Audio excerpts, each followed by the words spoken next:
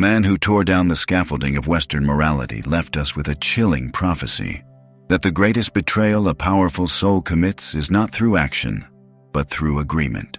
This agreement, packaged neatly as stability, responsibility, and social duty, is commitment. And Nietzsche understood commitment not as the forging of strength, but as the quiet, deliberate strangulation of one's own potential. He declared that choosing the predefined path, choosing to be defined by society's roles rather than by your own relentless, self-created becoming, is truly the slowest form of suicide. It is the death warrant signed, not with a flourish of tragedy, but with a monotonous, relieved sigh of conformity. It is the moment the dangerous stallion accepts the bridle, the moment the lightning bolt decides to be a lamp. Stay with me now, as we use the uncompromising hammer of Nietzschean philosophy to shatter the comfortable lie that commitment equals character, revealing it instead as the preferred anesthetic of the weak and the primary trap set by the herd for the destruction of the high individual. Right now, countless individuals are committing acts of spiritual suicide. They are settling into careers they despise, shackling themselves to routines that crush their creative fire, and adopting moral codes that were inherited, not earned. They are choosing guaranteed comfort today over the terrifying possibility of greatness tomorrow. They have traded the boundless sky of their potential for the small, predictable square of a tax bracket and a mortgage payment. They have become domesticated without even realizing that their will, their essential drive to overcome and create, has been euthanized. Friedrich Nietzsche, the ultimate diagnostician of the human spirit, saw this phenomenon accelerating in the modern age. He saw men shrinking themselves to fit the available social compartments, men whose ambition was replaced by the need for approval. The core of this philosophy rests on one unassailable truth. Man is defined by his will to power, his innate drive to master his environment, to create his own values, and to constantly transcend his current state. Commitment, in the form society demands, is the systematic dismantling of this will. When we commit to the external script, to the job that pays the bills but numbs the soul, to the relationship that offers security but forbids growth, to the moral framework that guarantees safety but prohibits the creation of new truth, we commit treason against our deepest self. The commitment is the anchor, heavy and fixed, preventing the ship of self-discovery from ever truly setting sail into the open, terrifying ocean of freedom. And this struggle is universal, yet deeply personal. Tell me, where are you fighting this battle right now? What city are you tuning in from? Let me know where the herd is currently trying to overwhelm the individual. Let us define the mechanism of this slow death. Society does not need heroes, it needs functionaries. It does not need individuals capable of radical self-creation. It needs predictable cogs in the economic machine.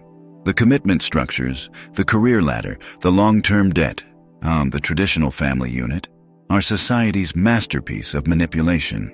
They are beautiful, highly decorated cages. Think about the dangerous energy that exists within a free, uncommitted individual. That energy is chaotic, creative, and fundamentally disruptive. It asks uncomfortable questions, challenges existing power structures, and seeks to establish new values. This energy must be neutralized. The most efficient way to neutralize this energy is to channel it. The moment you commit to a lifelong debt, that raw, disruptive will to power is instantly diverted. It is no longer focused on building a radically new system or writing the transcendent work of art. It is focused on maintenance.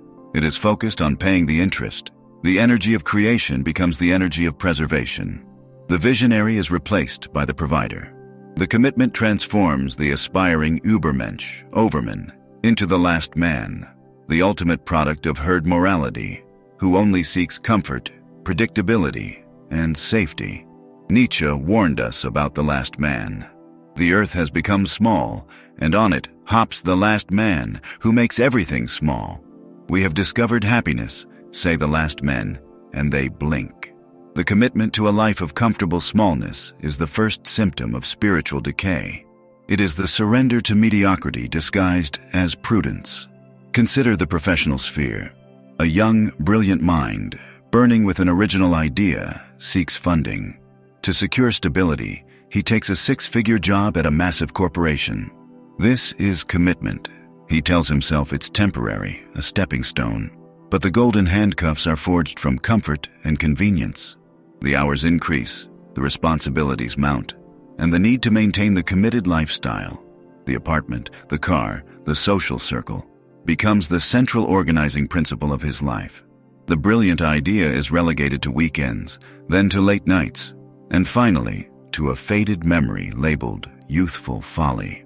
The will to power, the force that sought to overcome the existing world, is now spent overcoming internal resistance just to show up at the 9 to 5. He committed to comfort, and in doing so, he committed to the slow, agonizing murder of his creative spirit. This is the psychological weight of commitment. It burdens you with inertia. Every additional responsibility, every person who relies on your stability, every monthly payment that depends on your conformity, is a chain that requires energy to drag. And that energy is subtracted directly from the reserve needed for self-creation. The uncommitted man's sole responsibility is his own becoming. The committed man's primary responsibility is fulfilling external expectations. Nietzsche wrote about the gravity of this burden. The spirit is life which itself cuts into life. Through its own suffering, it increases its own knowledge. But the committed soul, seeking security above all, avoids suffering, avoids the necessary pain of radical self-critique and reconstruction. It avoids the chaos required for new stars to be born. It commits to the status quo, and therefore it commits to its own stagnation. We see this everywhere. The committed academic spends his life defending the thesis of his youth, terrified to risk intellectual freedom by embracing a radical, opposing idea that might jeopardize his tenure. The committed politician sacrifices his true convictions for the political safety of the party line, afraid of losing the power derived from conformity. The committed citizen adopts the prevailing societal outrage of the weak, terrified of the isolation that comes from thinking dangerously and independently. They choose role over selfhood. They choose definition by others over self-definition. This is not to say that all structure is inherently fatal. Nietzsche was not advocating for purposeless drifting. Quite the opposite. He demanded structure, but a structure forged internally, ruthlessly customized to serve one's personal, soaring vision. The commitment that destroys is the one inherited from the outside, the contract signed out of fear of freedom. The greatest psychological burden of commitment is the pretense of necessity. When you commit, you tell yourself you had to do it. You had to take the safe job. You had to buy the house. You had to conform to the prevailing morality. This pretense, this denial of the terrifying absolute freedom that defines human existence, is what existentialist philosophers, heavily influenced by Nietzsche, would later call bad faith. You are always free to choose your becoming, but commitment provides the perfect excuse to abdicate that terrifying responsibility. It replaces the infinite possibilities of self-creation with a comfortable, finite narrative. I am a reliable provider. I am a loyal employee. I am a committed spouse. These roles, while seemingly noble, become shackles when they override the mandate to constantly become something more. The committed man sacrifices the internal, revolutionary war for external, superficial peace. He silences the thunderous voice of his authentic self for the murmur of societal approval. This is the slow suicide, not a sudden, dramatic plunge, but the daily, incremental reduction of one's own vitality, ambition, and uniqueness, until only the safe, acceptable husk remains. The man who understands this dynamic recognizes that true strength is measured by what one is willing to sacrifice for their self-creation, not what one is willing to sacrifice of it for security. We stand here at the crossroads of choice. Path A leads to the comfort of the established life, a life where others define your value, and you gradually diminish into obsolescence. Path B leads to the chaotic, magnificent struggle of self-overcoming, where you burn the old self to create the new, where freedom is the ultimate, non-negotiable commitment. This isn't just theory. It's a blueprint for maximizing your life force. You owe it to your future self to choose self-overcoming. I know this resonated deeply. Show the universe you are not a last man.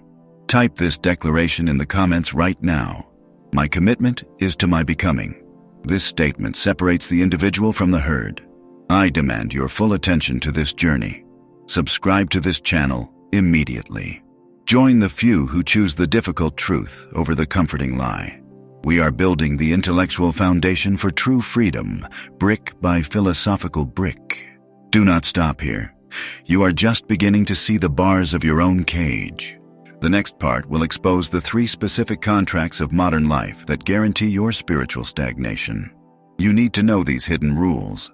The revelation that follows is mandatory viewing for anyone serious about escaping the gravitational pull of mediocrity. You are listening to the relentless diagnosis of Friedrich Nietzsche, a man who believed that the highest form of treason is treason against the self.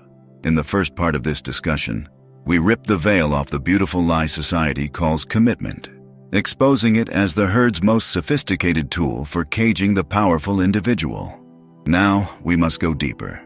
We must dissect the exact mechanics of this slow, philosophical suicide, understanding how the subtle shift from the will to power to the will to security executes the potential you were born to embody. Right now, in thousands of homes, the execution is underway. The contract is signed, the champagne is flat, and the beautiful lie has settled into the mundane architecture of daily existence. The newly committed man, who once spoke of conquering the world, now speaks only of manageable expectations and compromise. Nietzsche understood that the greatest battles are fought internally, and the deepest betrayals are self-inflicted. He saw that the moment a man accepts the universal script, the expectation of stability, children, and suburban conformity, he becomes what Nietzsche feared most, the last man. The last man is not evil. He is merely comfortable. He blinks, asks, "What is love?" and is satisfied with the answer. He has ceased to strive, ceased to challenge, ceased to become. The question is, where are you processing this dangerous truth? Are you in a city where the light of your ambition is still blinding, or one where it has already been dimmed by the obligations of others? Tell me, where are you tuning in from? Knowing your environment helps me understand the pressures currently pressing down on your potential. Let us now explore the architecture of the cage. It is built not of steel, but of resentment and routine. The first plank of the cage is the weaponization of the environment. The dangerous man, the Übermensch, needs chaos, risk, and constant elevation to fulfill his will to power. His energy must be poured outward, into creation, invention, and self-overcoming. Commitment, however, demands the exact opposite: stability. Nietzsche argued that morality, particularly the morality governing relationships, is often rooted in resentment, the venomous desire of the weak and the mediocre to bring the strong down to their level. The herd demands that the dangerous man be made safe, predictable, and equally burdened. The collective anxiety demands that the individual sacrifice his unique trajectory for the comfort of the whole. When a man commits, he is tacitly agreeing to this trade. He trades the boundless potential of his singular will for the shared, manageable existence defined by the tribe. And here is where the slow suicide begins, in the realization that his partner, unwittingly or not, becomes the enforcement mechanism of the herd's morality. She doesn't want you to fail. She wants security. Security demands the suppression of risk. Risk is the lifeblood of creation. Therefore, the commitment necessitates the slow death of the creator. Consider the man who postpones his revolutionary idea because the new mortgage payment demands a safe, corporate salary. The energy that should have been spent battling for his vision is now channeled into servicing the debt of the collective dream. Every late-night spreadsheet, every endured meeting, every compromised decision in the corporate world is a drop of blood drained from the man's authentic life. This is not necessity. This is psychological execution. The economic trap is the practical manifestation of resentment. The community ensures you are too busy paying for the cage to ever remember you have wings. The most insidious element of this domestication is how it weaponizes time. Time is the ultimate currency of the philosopher. A solitude and uninterrupted time are required for the difficult, messy process of self-creation and value creation. Arthur Schopenhauer, who deeply influenced Nietzsche, maintain that the desire for relationship is merely the deceptive maneuver of the blind will to life, driving reproduction, regardless of the individual's suffering. It is a biological trick, a momentary euphoria designed to ensure genetic continuity, which views the individual's aspirations as collateral damage. Once committed, the individual's time is no longer his own. It is divided, negotiated, and scheduled. The 4 hours a day required for mastery, for writing the great book, founding the paradigm-shifting company, or achieving physical transcendence, are now claimed by collective responsibilities, appointments, and the maintenance of the shared infrastructure. This is death by 1,000 cuts of the clock. The committed man trades the demanding freedom of the existentialist for the comforting bondage of the predefined role. Jean-Paul Sartre warned of this path, calling it bad faith. Bad faith is the lie we tell ourselves to avoid the crushing responsibility of our own freedom. We pretend we are not free to choose, that we are merely subjects of our role, the husband, the provider, the family man. By choosing the role, you delegate the heavy lifting of defining your existence to external forces, your spouse, your children, your bank. But the authentic self, the dangerous, becoming self, refuses to be defined by a role. It demands continuous transcendence. When this transcendence is blocked by the necessity of stability, the spirit doesn't just stagnate, it curdles into passive aggression and regret. We must understand the difference between shared life and shared existence. A rare, autonomous partnership, such as the ideal suggested by Immanuel Kant, involves two fully actualized individuals choosing a rational contract to maximize shared utility while preserving autonomy. But this is the exception, a mountain peak visible only to the highest men. The vast majority of commitments are not autonomous partnerships. They are mutually assured stagnation. They are two people terrified of facing the abyss of freedom alone, agreeing to stand back to back in the dark. Look at the titans of industry and thought who resisted the full surrender. Nikola Tesla remained solitary, his mental energy completely unspent on domestic negotiation. I'm focused entirely on revolutionizing the flow of the universe. The philosophical giants like Kierkegaard, who literally stepped away from the altar, did so because they understood that the call of the individual must always be placed higher than the demand of the universal. The choice was not between love and hate, but between authenticity and convenience. Kierkegaard lamented that the most painful state of being is remembering the future, particularly the one you'll never have. This is the ultimate cost of the slow suicide of commitment, looking back at 40 or 50 and seeing the ghost of the man you were supposed to become, the one who died quietly while you were busy fulfilling someone else's script. The committed man often becomes defined by what he serves, not what he creates. He serves the mortgage, serves the family unit, and he serves the corporate hierarchy. His identity is absorbed into his utility.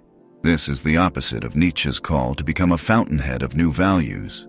Instead of creating, he maintains. Instead of overcoming, he complies. This entire process of subtle surrender transforms the lion into the sheepdog.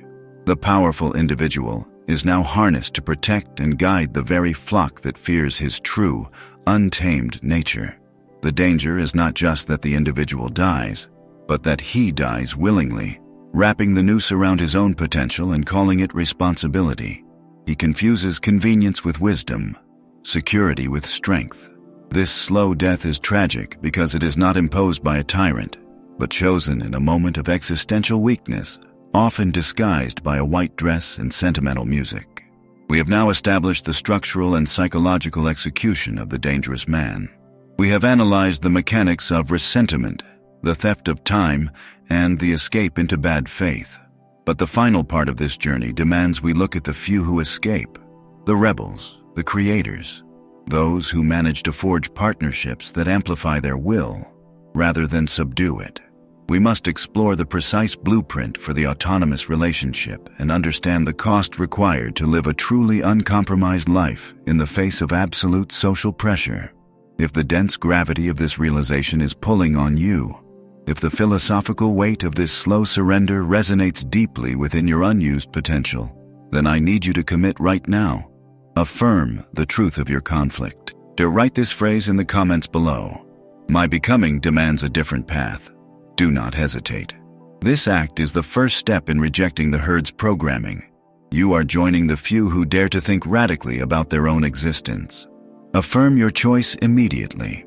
This platform exists only for those who are serious about their self-overcoming. Ensure you are subscribed and hit the like button.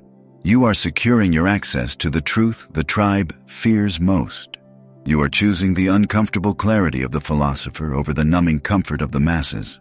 The next video in this relentless examination will not be about avoiding the trap. It will be about forging a new path. We will detail the existential blueprint for partnerships that defy domestication and reveal the secret the truly free men use to leverage connection without surrendering their dangerous will.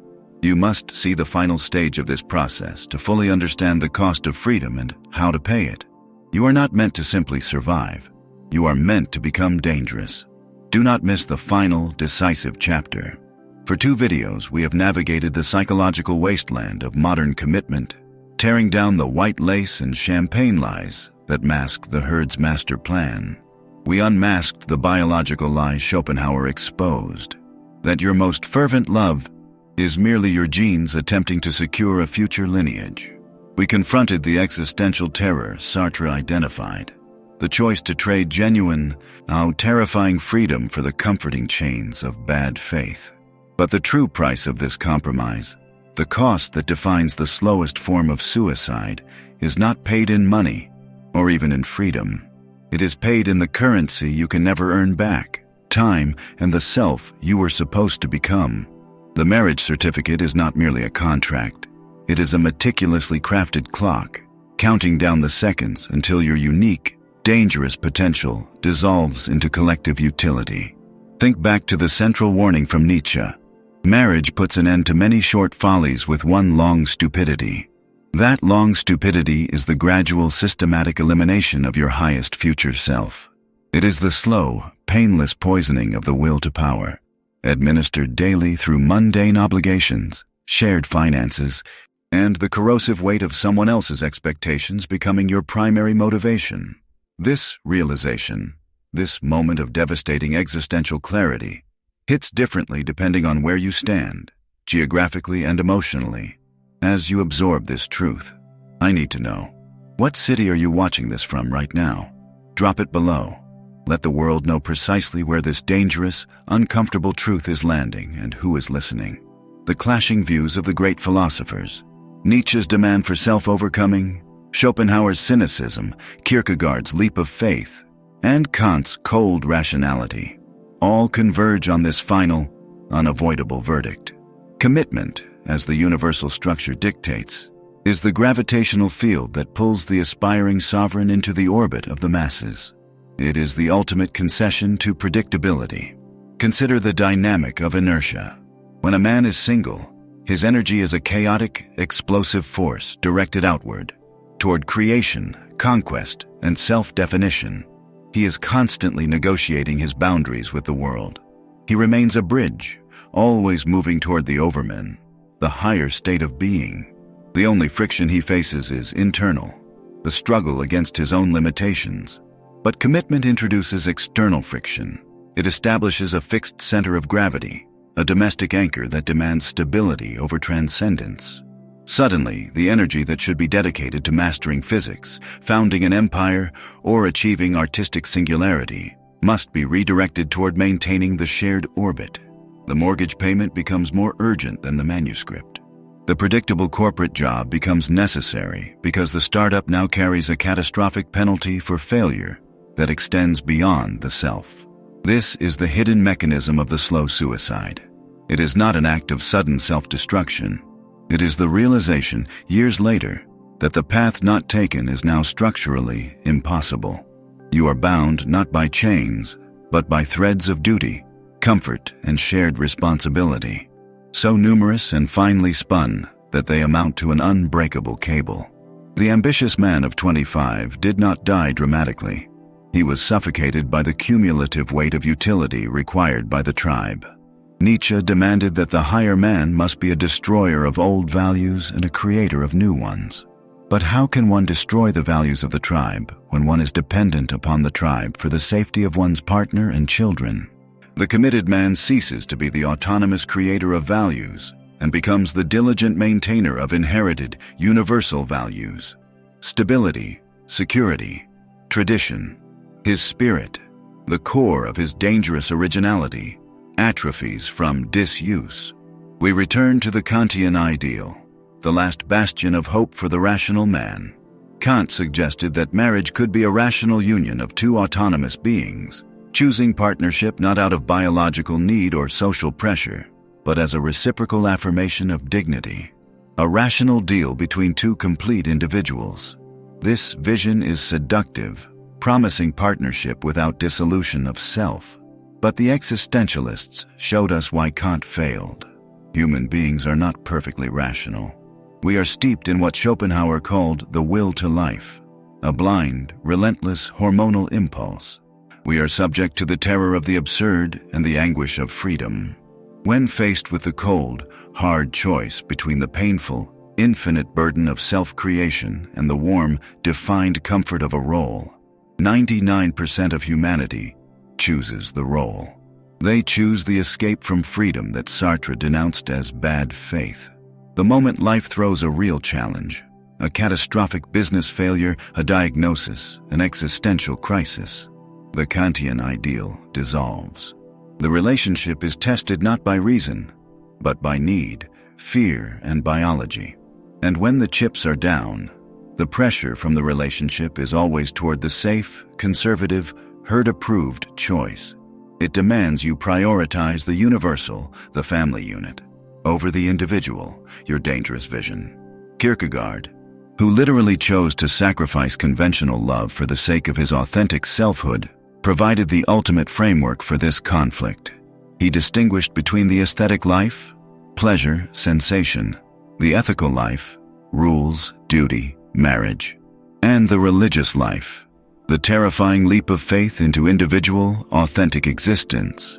The ethical life, the comfortable life of commitment and societal approval, is the great trap. It is the path of predictable mediocrity. Kierkegaard's final terror was remembering the future you'll never have. This is the definition of the slow suicide. Not the moment of death, but the moment in your 50s or 60s when you gaze backward and realize that the man who had the potential for greatness was slowly replaced by the man who was merely useful. The price of commitment was the potential of the overman. The man who refuses this suicide is the one who understands the profound gravity of time. He realizes that his purpose is non-negotiable, that his commitment is first and foremost to his own becoming, to the arduous, lonely process of creating his own values on a blank canvas. He treats his energy, his time, and his focus as sacred resources, far too valuable to be dispersed in the service of maintaining the herd's equilibrium. This path demands scorn, as Camus suggested. Scorn for the script, scorn for the approval, and scorn for the safety nets provided by tradition. It requires a relentless focus on self-overcoming, recognizing that the very nature of profound personal evolution requires periods of isolation, radical disruption, and even emotional brutality toward inherited expectations. You must accept that this choice, the choice to prioritize the overman over the husband, the creator over the provider, is the most dangerous and necessary choice a man makes. You will be judged. You will be misunderstood. Society will call you selfish, cold, or broken. But Nietzsche reminds us that the man who achieves greatness must always stand alone, beyond good and evil, because his values transcend the morality of the common folk. The true goal is not to avoid partnership, but to achieve a state of being where partnership is merely an expansion of your power, not a necessary anchor for your fear. It is to reach the point where you are so absolutely free that your very existence, whether solitary or partnered, and remains an act of rebellion against the crushing weight of the universal. The journey of self-overcoming requires an oath, a definitive break from the herd's comfort. If you are choosing the demanding, dangerous path of becoming, not belonging, make a public declaration right now.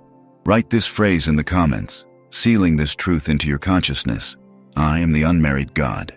If this truth resonated, If it shattered an illusion you were holding dear, that demands recognition. Hit the like button to seal this contract with your authentic self. Subscribe right now. Join the ranks of men who refuse the soft death of conformity and who demand accountability from their own potential. We have broken the chains of relational commitment. But the herd has other prisons designed specifically for the dangerous man. They use finance. They use manufactured anxiety. They leverage your deepest insecurities to keep you small and compliant. Your journey out of the matrix of modern comfort is only beginning. We reveal the next, most subtle trap they set, the one that ensures the rebellious man remains financially and psychologically shackled. You must see what they hide next.